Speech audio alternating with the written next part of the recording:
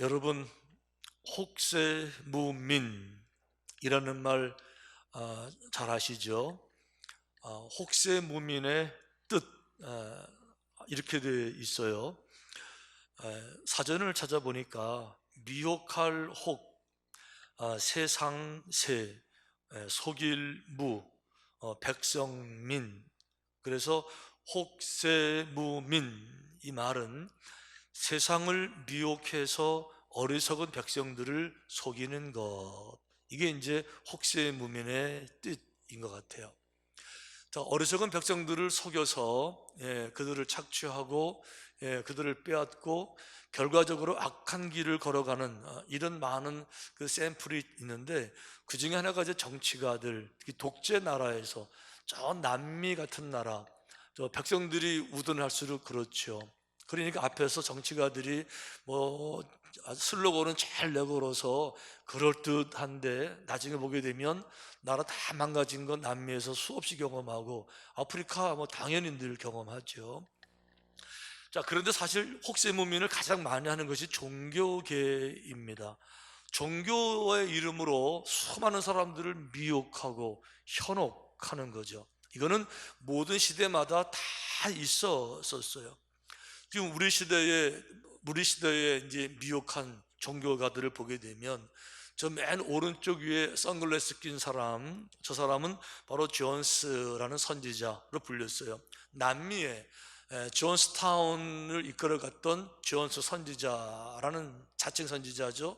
이 사람은 이렇게 얘기를 했습니다. 성경에서 그 신천지식으로 단어 연결을 쫙 하니까 어떤 결론에 이르렀는가 하면, 외계인들이 결국 지구로 오게 되어 있는 거예요. 그래서 외계인들이 우주선을 타고 지금 지구 밖에 와 있는 겁니다.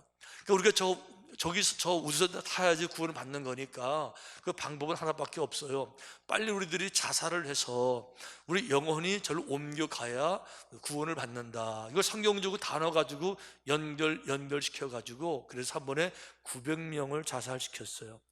이게 전 세계의 그 유명한 남미의 인민사원 이야기입니다.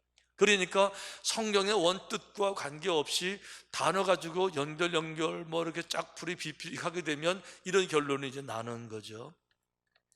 가운데 아래 있는 사람, 미국 사람이에요. 로널드 하버드란, 이분 요즘 미국서 많은 사람들 끌고 가고 있는 사이언톨로지 교주입니다. 그 외계인들이 윤회해서 태어나는 것이 지구상의 사람으로 태어난다, 이걸 또 이제 성경을 가지고 이제 풀어가지고 연결시켜가지고 교리를 만들으니까 사람들 성경을 공부하니까 끌려가잖아요. 이래가지고 지금 추정하는 사람이 이제 이 사람이고, 가운데 맨 위에 있는 저 사람 옴진리교 아사라 교주입니다. 기독교의 이름으로 이상하게 만들어서 수많은 추종자, 그리고 이제 뭐 테러도 하고 이런 사람, 이게 소위 말하면 사입인데, 여러분 잘 아시는 분 한 분 계시죠? 누구예요?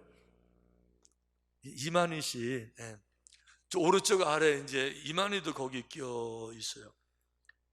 신천지 이만희도 똑같습니다. 결국은 사행심, 결국은 욕심, 어리석은 탐욕, 부귀영화에 대한 욕심을 싹 포장해서 그 사람들을 미혹해서 끌고 가는 거죠.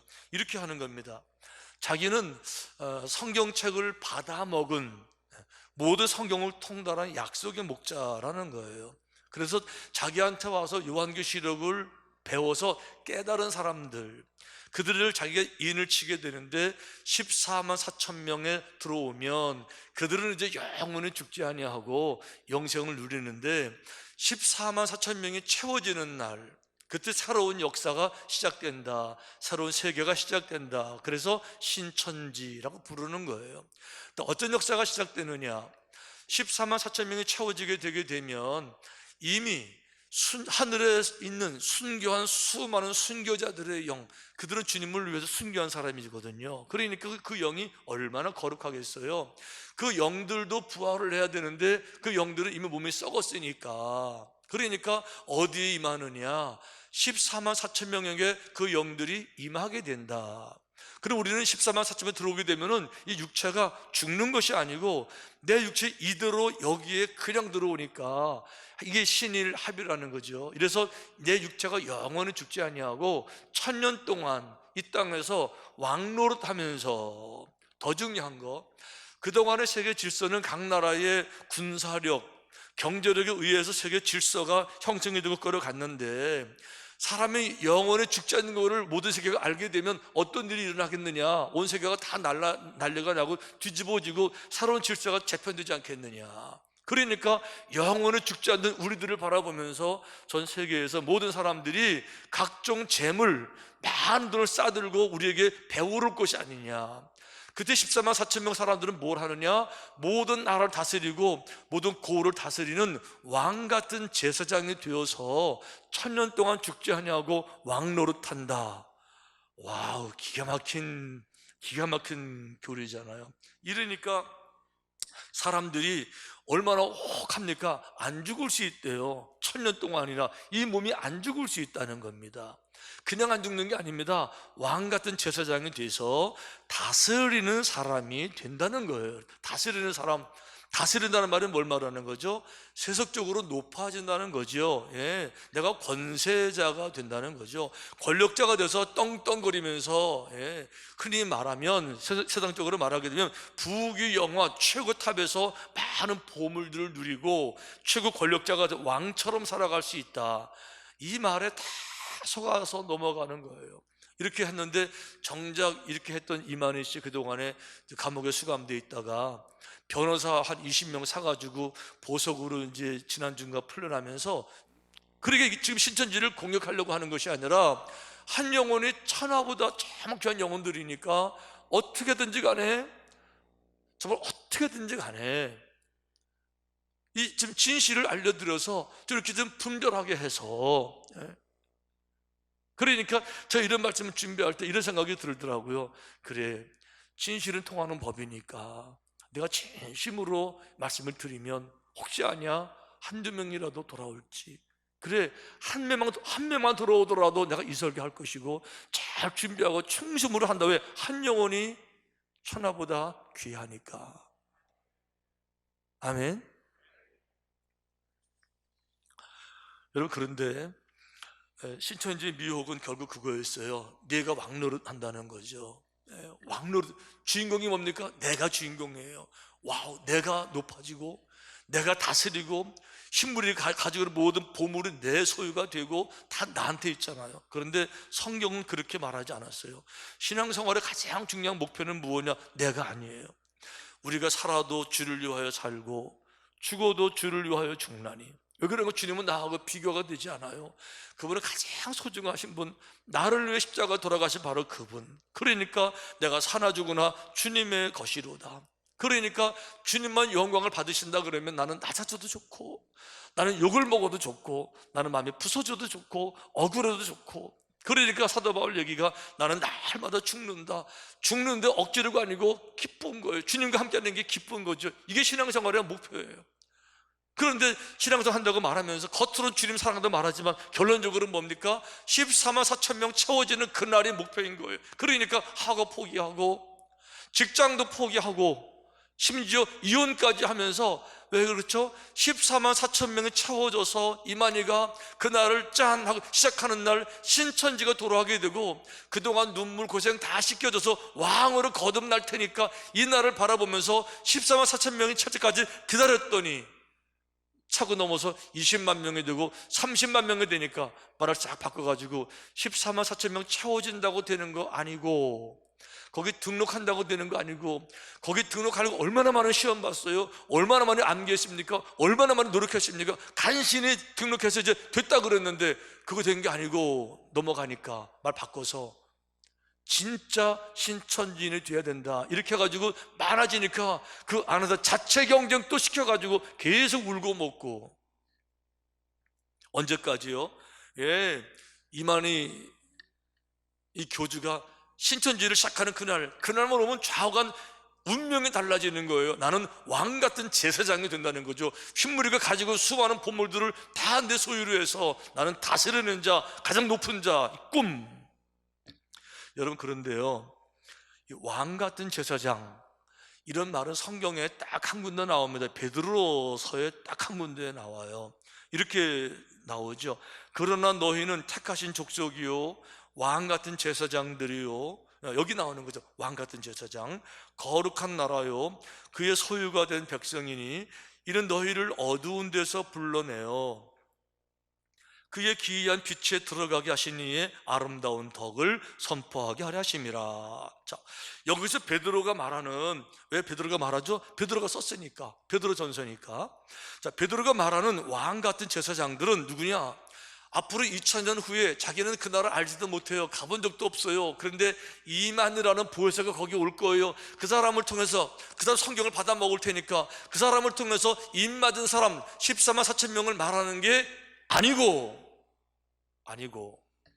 주어가 분명해요. 너희는 그랬어요. You are. 너희는 그랬어요. 너희가 누구냐? 너희가 누군가 하면요, 2000년 전에 베드로와 똑같은 시대에 로마의 온갖 박해를 다 피해서 전 세계로 흩어져서 믿음을 지켜내기 위해서 때로는 동굴로, 때로는 산속으로 도망가면서도 순교를 당하면서도 믿음을 버리지 않냐고 믿음을 붙잡고 있는 여러분, 지금 믿음 때문에 고난을 당하는 여러분, 그분들을 말하는 거예요. 왜 그렇죠?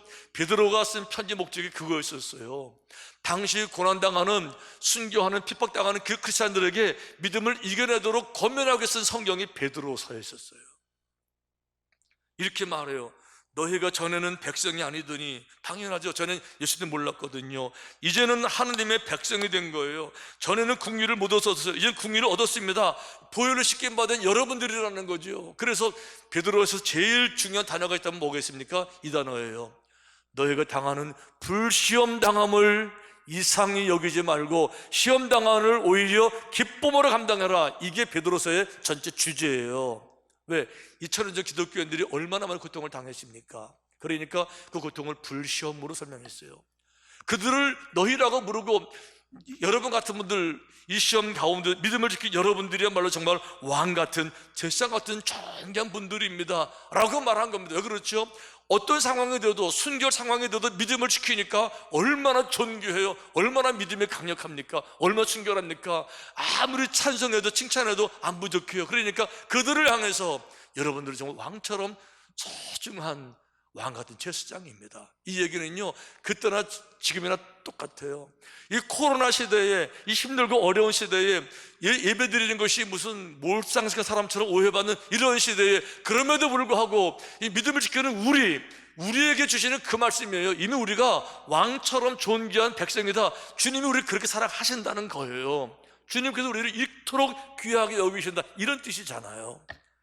그런데 신천지 이 말을 왜곡해서 이만한테 와서 기술을 배워가지고 깨닫고 입맞은 사람, 그런 사람들이 왕 같은 제사장처럼, 그리고 그날을 기다리고 그날을 위해서 목숨 걸고 싸우고 좌우당간 14만 4천만 채우면 된다, 이래가지고 학업도 포기하고 직장도 포기하고 이러고 있는 거예요. 여러분, 그런데요, 이거 한번 생각해 보십시다. 우리 한국 역사에서 정말 존귀한 분들이 많이 계시는데 그 중에 한 그룹이 있어요. 정말 귀한 분들, 독립운동하신 분들이세요. 일제치하의 그 모든 고통 속에서 우리 나라를 생각하고 민족을 생각하고 미래를 생각해서 우리 나라가 독립할 수만 있다 그러면, 자유로운 나라가 될 수 있을 것 같으면 내 한 목숨 죽어도 좋다, 이러고 나타난 사람들, 독립운동가들이었어요. 그분들은요, 내 한 몸 산화해서, 무슨 얘기죠? 불살라서 들어도 좋다, 죽어도 좋다, 뭐만 가능하다면 우리나라가 독립할 수만 있다면. 왜? 나는 나라를 사랑하니까, 나는 애국자니까, 민족을 사랑하니까, 이렇게 일어나가지고 그 일을 감당하고 수없이 죽으시고 돌아가신 거예요. 그 중에 한 분이 안중근 의사세요. 만주 하얼빈역에서 당시 우리 한국 총독으로 임명됐던 이토 히로부미 이제 암살하고, 그리고 그분도 순교했죠. 왜 그렇죠? 나라를 지키기 위해서 이렇게 하신 거예요. 그런데요, 이걸 좀 바꿔볼게요. 독립운동가들이 독립운동을 했습니다. 그런데 목적이 뭔가 하면 나라를 사랑해서가 아니에요. 우리나라의 독립을 정말 원해서가 아니에요. 우리나라의 자유를 위해서가 아니에요. 그럼 왜 했느냐? 독립운동해서 나라가 독립된 다음에 그 나라 내가 대통령 하려고 독립운동하는 거예요. 독립이 된 다음에 그 나라에 내가 왕이 되려고 내가 독립운동하는 거예요. 목적이 뭐죠? 순수예요. 목적이 뭐죠? 사랑이에요. 목적이 뭐죠? 진리입니까? 아니요, 탐심이에요. 욕심이에요. 권세욕이에요. 신천지가 똑같아요. 정말 주님이 사랑해서 주님 너무너무 귀하기 때문에 내 생명을 다 바쳐도 됩니다, 이러고 뛰어든 거예요. 주님의 영광만 받을 수 있다면 나는 13만 4천에 못 들어도 됩니다, 이러고 들어온 거예요. 무슨 소리예요? 좌우장관 거기 내가 들어가서 왕같은 제사장이 돼가지고 다스려야지. 모세는 이렇게 말해서, 하나님, 우리 백성 큰 죄직은 내가 인정합니다. 그런데요, 우리 백성을 용서하지 않으시려거든 내 이름도 생명책에서 빼주세요. 구원의 자리에서 내 이름도 빼주세요. 하나님, 내가 구원을 받고 내가 영광을 받고 내가 왕노릇하는 이거 아니고 순수로 돌아가서 진짜 사랑, 진리, 그러니까 이 백성을 용서하지 않으시걸랑 내 이름도 생명책에서 빼주세요. 이게 믿음이었어요. 사도 바울 뭐라고 고백했죠? 우리 민족이 다 구원을 받을 수 있다 그러면 나는 구원을 받지 않아도 괜찮다, 이렇게 말했어요. 독립운동 왜 하지요? 독립된 다음에 내가 왕같은 제사장이 돼서 수많은 사람들이 가지고 있는 물질을 내가 누릴 것이며 다스릴 것이며 높아질 것이며 권세자가 될 것이며. 그런데 거기에 다 속아 넘어가서 그거를 바라보고 믿음이라고 내가 높아지는 거, 다스리는 거, 배당김이 너무 크니까 그 속에 있는 허점, 허황된 이야기를 분별을 못하고 인생 다 망가뜨리는 거예요. 믿음은 뭐예요? 독립운동 왜 하셨어요? 목적이 뭐예요?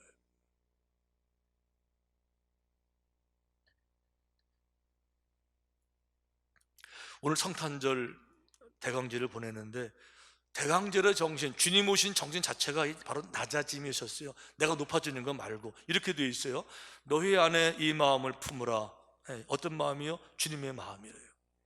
그는 근본 하나님의 본체시나 하나님과 동등됨을 취할 것으로 여기지 않. 신부는 고귀한 신부인데 고귀한 왕좌, 보좌를 버리셨어요.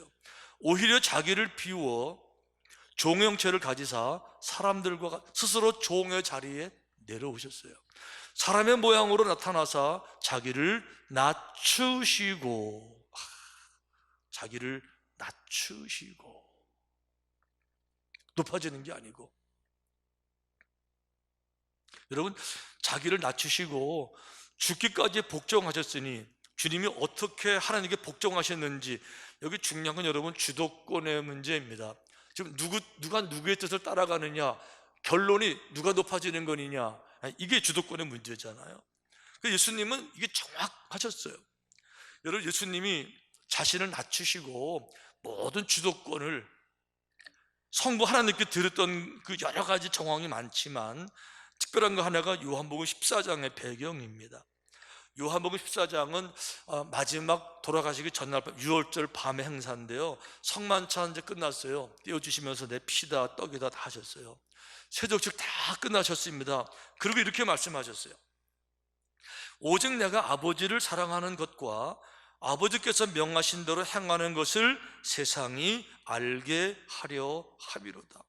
지금 내가 뭘 하려고 하는가 하면 내가 하나님을 얼마나 사랑했는지를 사람들이 알게 할 것이고, 내가 하는 것은 내 뜻이 아니라 하나님이 내게 명하신 것을 따라가는 거. 그러니까 내가 할 일은요, 내가 높아지는 게 아니라는 거, 내가 왕이 돼가지고 다스리는 게 목적이 아니라는 거죠. 따라가는 follower, 내가 이렇게 로드 마스터가 돼서 명령자가 아니라 킹이 아니라 따라가는 게 목적이라는 거죠. 그래서 이렇게 말씀하셨어요. 여기를 떠나자 하시느라, 여기를 떠나자. Come now, 지금 바로 let us leave, 떠나자 그랬어요. 여기를 떠나자. 여기가 어디죠? 여기는 마가의 다락방이에요. 그 방은요 따스했어요. 그 방은 만찬을 나눌 만큼 편안한 방이었어요. 이 방은요 편안한 소파가 있었어요. 그런데 여기를 떠나져요. 어디로 떠나는 거죠? 당신은 잡혀 죽을 겟세마네 동산으로 떠나자는 거예요. 예? 이제 당신 체포당할 그곳으로 가자는 거죠. 가서 제사장들에게 모함을 당하고 수모를 당하고 조소를 당하고 멸시를 받을 그 장소로 가자는 거예요. 유대인들에게 주먹으로 맞고 침뱉음을 당하고 발로 차일 그 장소로 가자는 거예요. 로마 병정들의 그 무서운 채찍에 맞기 위해서 가자는 거죠. 두 손에 대못이 찔리고 발에 못에 부스러지고 허리에 창으로 찔리고 십자가에 찢기기 위해서 가자는 거죠. 이 죽음의 자리, 고통의 자리, 가장 낮은 자리. 왜 그렇죠? 내가 주도권 있는 게 아니에요. 내가 높아지는 게 아니에요. 내가 왕이 돼서 다스리는 목표가 아닌 거예요. 독립운동 왜 하는 거예요? 이 나라가 독립할 수가 있게 되면 나는 이름조차 없어도 괜찮습니다. 산화해서 내 인생을 바쳐도 괜찮습니다. 이게 진실이고 애정이고 사랑이고 거룩한 거예요. 내가 왕 노릇하고 내가 다스리고 온갖 보화를 내가 다 누린다는 이 허황된 이 욕심의 눈이 멀어서 분별을 못하는 거죠. 또 이렇게 말씀하셨어요. 내가 갔다가 너희에게로 온다는 말을 너희가 들었나니 나를 사랑하였더라면 내가 아버지께로 감을 기뻐하였으리라. 이런 뜻이에요. 주님이 십자가에서 죽는다고 말을 하니까 이제 제자들이 걱정하잖아요. 그러니까 걱정하지 마. 내가 죽는 것은 그걸로 끝나는 것이 아니라 내가 아버지께로 잠깐 가 있는 거야. 내가 아버지께 간다는 게 내게 얼마나 그 기쁨인지 아니? 거기가 내 집이야, 내 본향이야, 이 얘기하는 거예요. 미국에 이민 가가지고 고생을 많이 했어요. 그때 오랜만에 한국 아버지 집 오는 거예요. 얼마나 기쁘겠어요. 그런 뜻이에요. 이런 뜻. 그러니까 내가 아버지께로 간다는 게 내게는 큰 기쁨인데 왜 걱정해? 이런 뜻이에요. 그런데 그 다음 말이 중요해요. 아버지는 나보다 크심이라. 아버지가 누구냐? 나하고 비교도 안 돼요. 그러니까 그분은 성부 아버지, 천지를 창조하신 절대자 하늘의 아버지세요. 아버지는 나보다 크심이라. Now I can go to the Father. 내가 아버지께로 가는 거예요. 그런데 who? 누구죠? 아버지, Father. 아버지는요, greater than I am. 나보다 훨씬 크신 분이에요. 그분 앞에 내 이름을 내놓을 수 없고 그분 앞에 나를 높일 수 없고 나는 그분의 뜻 따라갑니다. 이게 주도권 문제예요. 주도권 문제. 예수님이 이렇게 말씀하셨어요. 조금 나아가서 얼굴을 땅에 대시고 엎드려 기도하여 이르시되 내 아버지여, 만일 할만하시거든 이 잔을 내게서 지나가게 하옵소서. 그러나 나의 원대로 마시옵고 아버지의 원대로 하시옵소서. 내 원대로, 내 인생이니까 내 마음대로 한다고요. 내가 내 인생의 주인이라고요. 우리가 예수님을 주라고 부르죠. 주님이 우리 인생의 주인으로 고백하기 때문에 주라는 거, 주라고 고백하는 거 아니겠습니까? 주님을 주라고 정말 고백하는 분들은 우리 아멘 하십시다. 여러분들 주님이 여러분들이 정말 주가 되십니까? 말을 이렇게 해놓고 저 깊은 곳에는 그래도 버티기만 하면 그날이 오면 내가 왕 같은 존재가 될 수 있어. 다스리는 그런 삶을 1000년을 내가 살 수 있어. 그거 전혀 없어요. 진짜 없어요. 없는 대로 거기 가서 기웃거리고 거짓된 걸 뻔히 알면서 안 그런 척 앉아있고 비굴한 웃음에도 걸릴 걸 두려워하고 너무 안타까운 거예요. 너무 안타깝고 진실은 통한다고 그랬는데 이거 지금 야단치는 거 아니잖아요. 비난하는 거 아니잖아요. 창피 주는 거 아니잖아요. 어떻게 해서든지 간에 어떻게 해서든지 간에 좀 깨닫게 하기 위해서. 네, 소중한 분들이니까. 천하보다 귀한 영혼들이니까. 아멘.